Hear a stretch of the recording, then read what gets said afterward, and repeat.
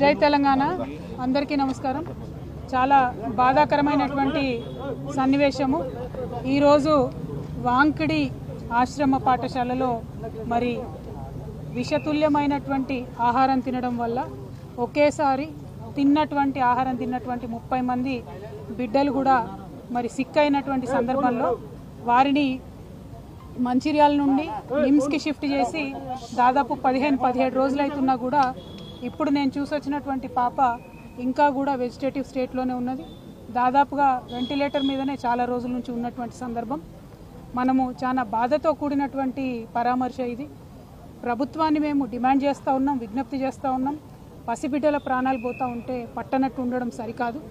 ఈ ప్రభుత్వం వచ్చి 11 నెలలైతే దాదాపుగా నెలకు 3 మంది యావరేజ్గా ఇప్పటికే 42 మంది బిడ్డలు ప్రభుత్వ పాఠశాలల్లో చదువుతున్నటువంటి వాళ్ళు కేవలం ప్రభుత్వం యొక్క నిర్లక్ష్యంతో ఫుడ్ పాయిజనింగ్ వల్ల చనిపోవడం జరిగింది। అంటే యావరేజ్గా 10 రోజులకు ఒక పసిబిడ్డ ప్రాణాన్ని ఈ ప్రభుత్వం పొట్టన పెట్టుకుంటా ఉన్నది। ఇది సరైనటువంటి వైఖరి కాదు। అన్ని సంక్షేమ శాఖలు కూడా గౌరవ ముఖ్యమంత్రి గారి దగ్గర ఉండడంతో మరి వారి సమయం వెచ్చించలేకపోతున్నట్టుగా కనపడతా ఉన్నది। ఒక్క 10 నిమిషాలు మీరు పాఠశాలల్ని పసిబిడ్డల గురించి ఆలోచించి రివ్యూ చేసినట్టయితే ఈ ప్రాణాలన్నీ కూడా కాపాడేటటువంటి పరిస్థితి ఉంటుంది। నిన్న పేపర్లో చూసాం, నారాయణపేటలో హాస్టల్లో అన్నంలో పురుగు వచ్చిందని చెప్పి పిల్లలందరూ ధర్నా చేస్తే స్వయంగా ముఖ్యమంత్రి గారు మరి రివ్యూ చేసిన తర్వాత తెల్లారి మర్నాడు కూడా మళ్ళీ అదే సీన్ రిపీట్ అయితే పిల్లలంతా ఇప్పుడు కూడా ధర్నా చేస్తున్నటువంటి పరిస్థితి మరి కనబడతా ఉంది। దయచేసి ఈ ప్రభుత్వాన్ని విజ్ఞప్తి చేస్తూ ఉన్నాం, మీ ప్రాధాన్యతను గుర్తించండి।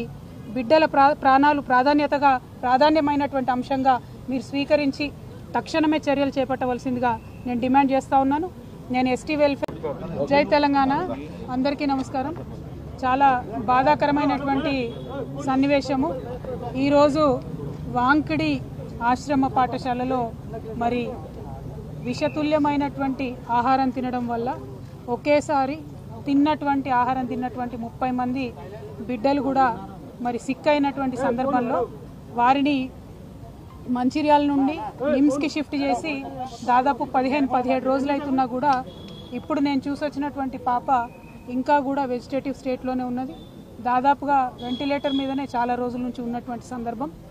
మనము చాలా బాధతో కూడినటువంటి పరామర్శ ఇది। ప్రభుత్వాన్ని మేము డిమాండ్ చేస్తూ ఉన్నాం, విజ్ఞప్తి చేస్తూ ఉన్నాం।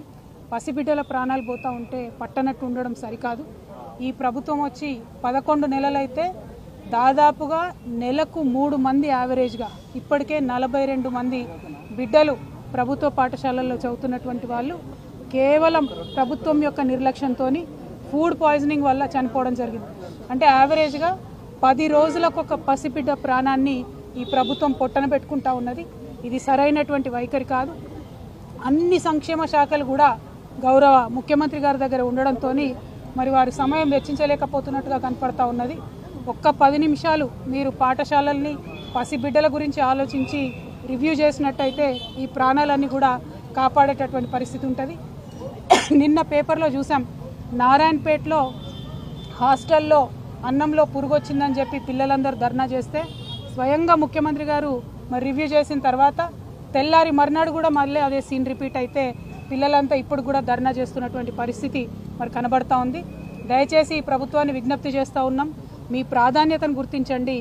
బిడ్డల ప్రాణాలు ప్రాధాన్యమైనటువంటి అంశంగా మీరు స్వీకరించి తక్షణమే చర్యలు చేపట్టవలసిందిగా నేను డిమాండ్ చేస్తూ ఉన్నాను।